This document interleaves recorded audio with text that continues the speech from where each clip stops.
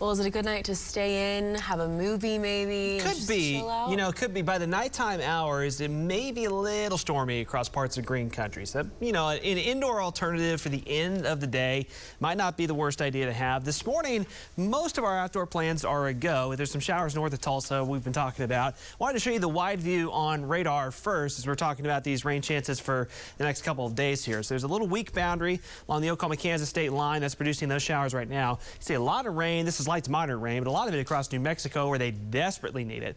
This is the big rainmaker that's going to spread towards Oklahoma and Texas over the next day or two, but the track of that system, unfortunately for us here in green country, has shifted further west and further south. So that means widespread heavy rains, not probably going to make it to eastern Oklahoma anymore. It's going to stay into southwestern Oklahoma and northwest Texas, where again they also desperately need it. So some folks that are drought stricken are going to get good rains over the next few days.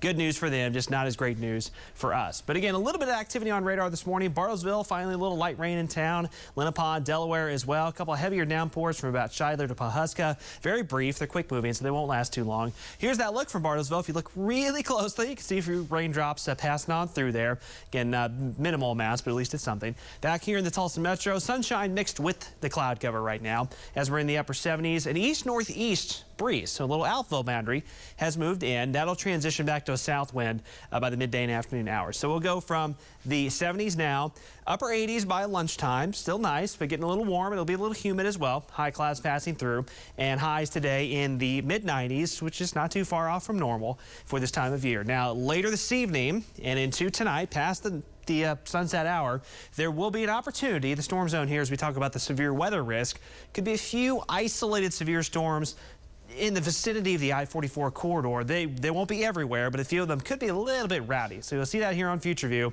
As far as highs go area-wide today, sunnier spots, mid-90s, cloudier spots will be closer to the 90-degree mark.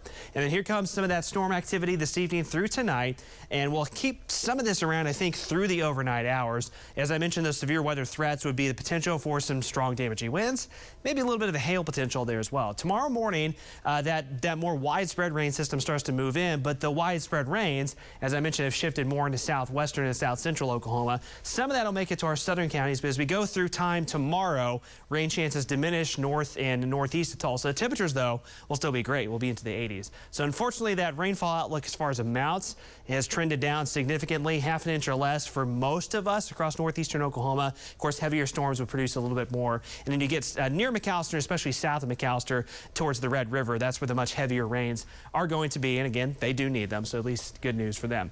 90s today to the 80s tomorrow, so we will get a nice little kind of cloud cover rain cool effect for our temperatures on Sunday. And then early next week, we start to slowly climb once again. No triple digits on the map, so we can be happy about that, but getting a little bit toasty by the middle of next week.